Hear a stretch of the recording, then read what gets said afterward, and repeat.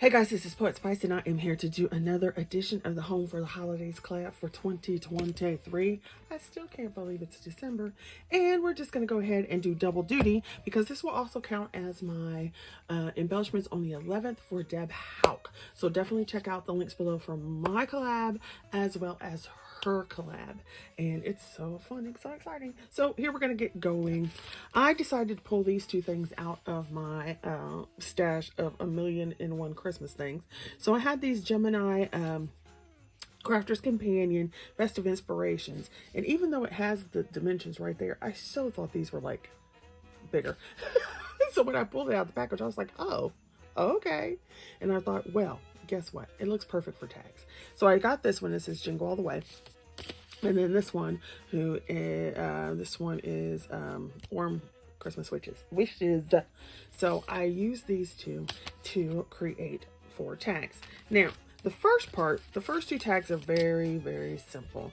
They are there's 2 dies in here. There's your background die and your front die.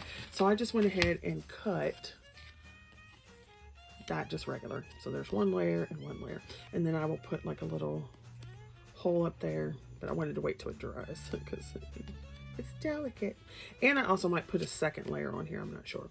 So, but for the purposes of this video, so I just went ahead and did the easy part. You put the background layer and then you put the overlayer on it. And I did the same with the bell. So you've got the background with the overlay.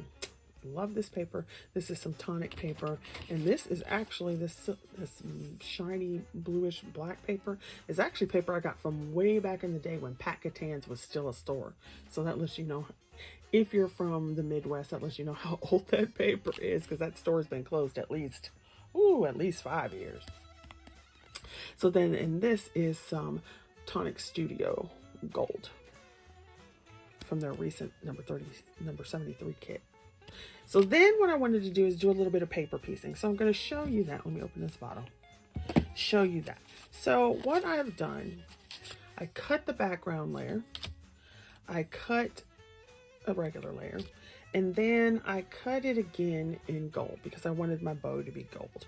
So all you have to do is just trim. So I trimmed here to here, and I wanted these little frillies. So I just cut all that off, so that I would have the bow left. And here's a tip for you with that.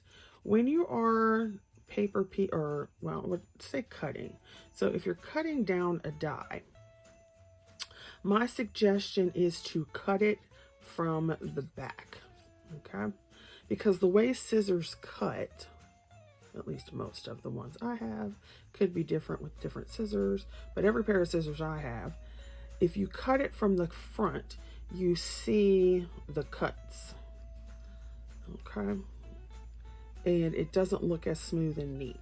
So if you cut it from the back, then for some reason, and it probably all has to do with the bevels of the cuts, because I'll show you something in a minute with the other one. So it would be better, in my experience, to each his or her own, to cut down your die from the back.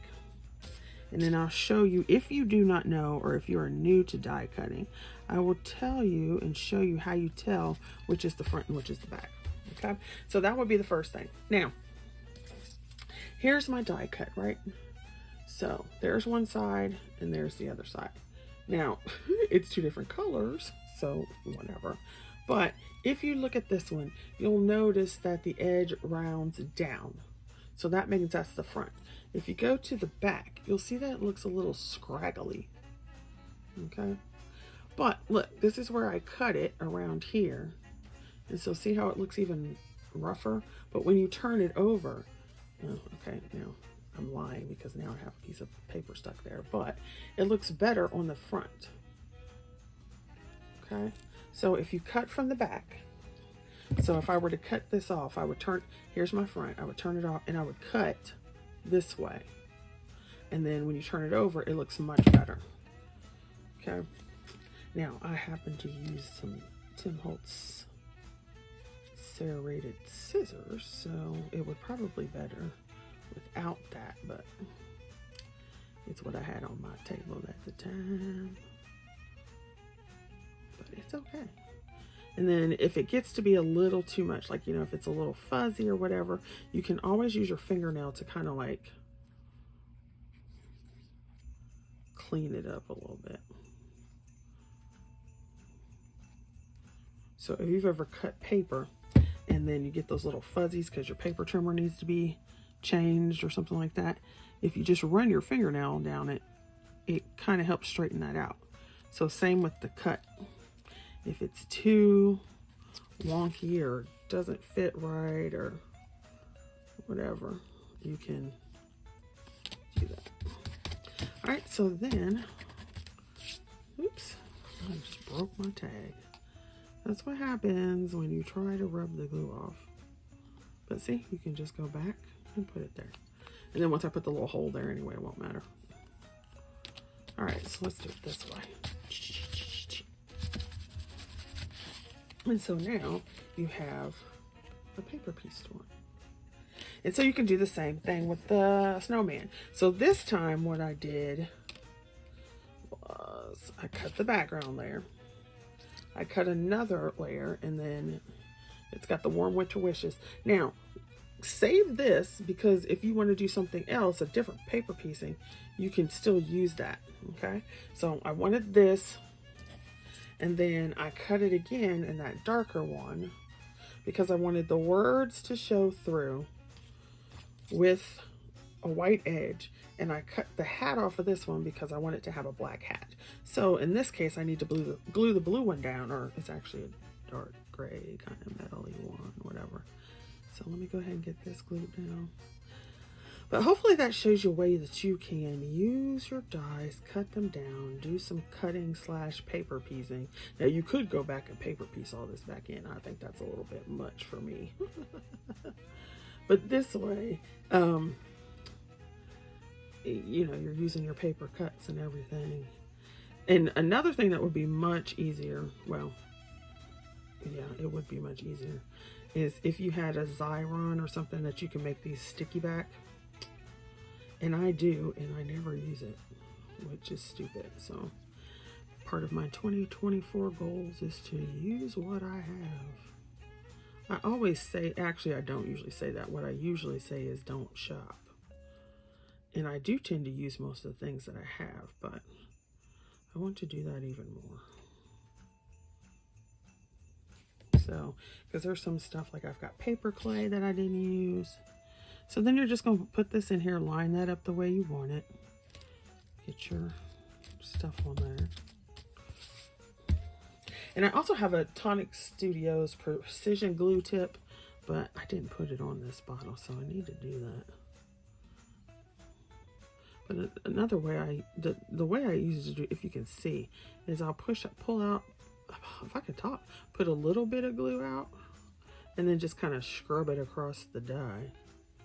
And that way you don't get a ton of like over gluing. And you also can skip some of the pieces. You just want to make sure the outside is definitely covered. So these pieces over here, you definitely want them to have glue because they're on the edge. And since I did cut a bunch of this, I need even more glue. So, but that's just a way to show you that you can do multiple things with your dies. And if you're like me, you have a buttload of dies, and I need to get rid of some. If you like, the whole middle part of my craft room is set with stuff to get rid of, like literally the whole center floor. So it's kind of crazy. Can't get to stuff because all my D-stash stuff is in the middle of the floor. I'm like, I want to get rid of it. Okay, so then now I should be a little more careful with the hat, but it's okay. So the last thing I have to do is take this little hat and put it on there. And so while I'm doing this, I'm just going to say thanks for watching. You can play along with both of these hashtags. So my home for the holidays. You can just play along if you want to put a video up and then just put, you know, the hashtag.